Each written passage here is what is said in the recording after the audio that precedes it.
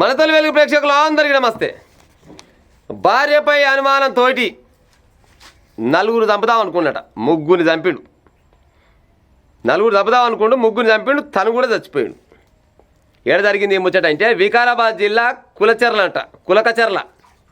కులకచర్ల ఆయన పేరు వచ్చేసి యాదయ్య, 38 సంవత్సరాలు ఉంటాడు.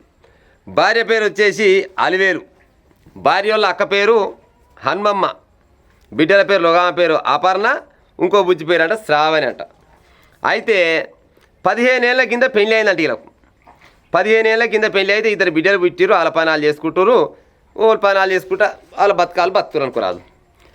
అయితే ఈ అనుమానం పాడైపోయిన పని చేసే కారణంట బోన్తోడ జరంతా ఏమో సనువుగా మాట్లాడుతుందట. పని అన్నప్పుడు మాట్లాడుకోరా, పలానా ఆయనతోటి జరంతా నువ్వు సనువుగా మాట్లాడుతున్నావు, ఏం సంగతి ఎక్కడ లెక్క అని ఇక ఆమె ఇంటికి వచ్చినప్పుడల్లా కవిష్కర్ తాగి వస్తుండా, లేకపోతే తింటాపులు వెళ్ళి పెడుతుండా, పంతపులు వెళ్ళి పెడుతున్నా. మొత్తానికైతే ఆమెతోటి ఎప్పుడు పంచాయ పెట్టుకుంటున్నట. పంచాయ పెట్టుకుంటే ఆయనకు నాకు ఎలాంటి సోబతి లేదు, నాకు ఇద్దరు సకాలంలో పిల్లలు ఉన్నారు, నా బతుకు నేను బతుకున్నా, నన్ను ఇచ్చిపెట్టు, ఊగే ఇంటికి రాగానే పంచాయ పెట్టుకోగానే భార్య ఎన్నిసార్లు చెప్పినా కానీ వెళ్ళి పెట్టుకుంటే ఎన్నోసార్లు కొట్టిండట. పెద్ద మనుషుల కాడికి పోయినట.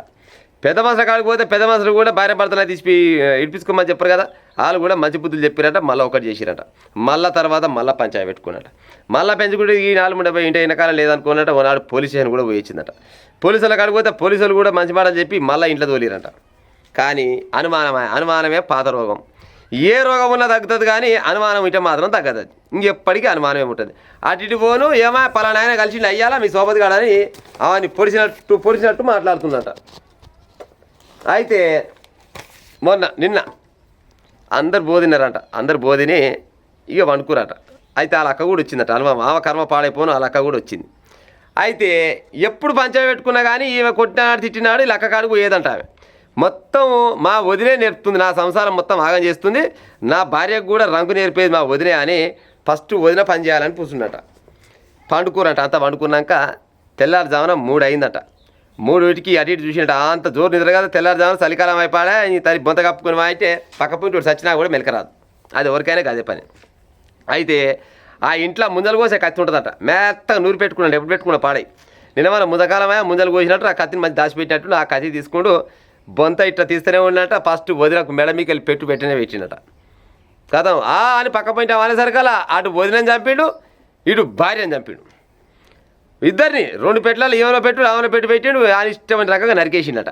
నరికేసి చచ్చినాక బిడ్డలతో అంటున్నట, బిడ్డలారా మీ అమ్మ చచ్చింది, మీ అమ్మ చచ్చినాక మీరెట్ట బతరు, మీరు కూడా బతందుకు అనర్హులు, ఈ భూమి మీద మీరు కూడా బతకొద్దని ఇంకో బిడ్డని వేసిండట.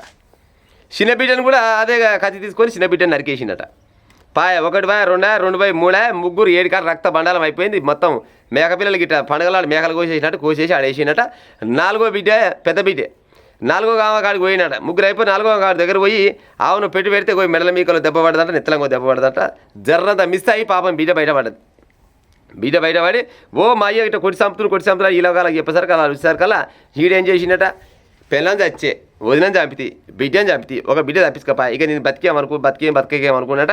ఇట్లకాయ పోయి తలుపు దగ్గర పెట్టుకుంటూ దాని ప్యాన్ కూరేసుకుండా వేసుకుంటూ కూర్చుంది. అంతే ఒకటి దెబ్బ కింద పడ్డాడు. కథ ఇలా చుట్టుపక్కల ఊళ్ళందరూ వచ్చి ఏమైనా చూస్తారు కల్లా ఈ పీనుగలు చూసి ఈడెక్కడ తోలాడేసరికల్లా ఆ తలుపు పెట్టుకుంటే ఆ తలుపు బలగొట్టి లోపలికి పోయేసరికల్లా అప్పటికి జీవిడ్చిండు. కథం మనం పాడైపోను. ఉత్త పుణ్యానికి పెళ్ళం వాయే, వదిన వాయే, బిడ్డ వాయే, ఆడు వాయే, ఇక ఏం సంపాదించినట్టు చెప్పి ఇక ఏం సచ్చి ఏం సాధించినట్టు. నీ అనుమానం పాడైపోయిన అనుమానం ఉంటే పెద్ద మసాలా పెడితే ఇనవైతివి, పోలీసుల కాడికి పోతే ఇనవైతివి. ఇననోని వాళ్ళే మామూలుగా నేనేమంటానంటే ఊరిసి పెట్టిపోయినా కానీ బతికిపోవు కదా, వాళ్ళ బతుకుగా ఎట్లా పాడాయి. అది లేదు ఇది లేదు, కుటుంబాన్ని మొత్తం సర్వనాశనం చేసుకుని నీ అనుమానాలు పాడైపోను. ఆమె తప్పు చేసింది ఎంతనో చేయింది ఎంతనో, రాజు లెక్క తప్పు చేసి సంసారం చేస్తాను ఆడోళ్ళు ఉన్నారు, మగోళ్ళు ఉన్నారు భూమి మీద. వాళ్ళ సంసారాలు చేస్తలేరా? ఉత్త పుణ్యానికి అందరి ఇంటిల్లా నరికి చంపినవంటే ఇన్ని మనిషాలన్నా గాడిదనాలని చెప్పురిగా. ఆ గాడిద కూడా సిగ్గుపడుతుంటుంది, పాడైపోను. ఇప్పుడు పెద్ద బిడ్డ అనాథ అయిపోయి, అపర్ణ అనే అమ్మాయి 13 సంవత్సరాలు ఉంటుందంట. ఆమె ఇప్పుడు అనాథ అయిపోయాయి కదా. అయ్యవాయే, అమ్మవాయే, చెల్లెవాయే, పెద్దమ్మవాయే అందరు పోయినాక ఆమె అనాథ అయితే ఊరోళ్ళంతా ఆ అమ్మాయిని చూసి ఏడిసిన వాళ్ళే కానీ ఏడ్చిన వాళ్ళు లేరంట. ఓ తల్లిదండ్రులారా మమ్మగాని మీ అనుమానాలు నాశనమైపోను. ఈ అనుమానమే పాతరోగం వల్ల ఈ అనుమానానికి పోయి కుటుంబాలు నాగం చేసుకునే పని చేయకూరి. మీ అంతలో అయితే మీరు పోయిరు. కానీ ఇప్పుడు ఆ బిడ్డ పరిస్థితి ఏం కావాలి? 13 ఏళ్ళు అంటే ఇంకా 4-5 ఏళ్ళు ఆగాలంటే ఆ బిడ్డ పెళ్లికి ఎదుగుతుంది. మరి ఆ బిడ్డ పెళ్లి ఓడి చేయాలి, ఏలమాలు ఓడి చూడాలి. ఏది చేసినా కానీ ఓపికలు లేక అనుమానాలు ఎక్కువ అయ్యి చక్కదానాల సంవత్సరాలు మొత్తం ఆగమవుతున్నాయి ఇలా.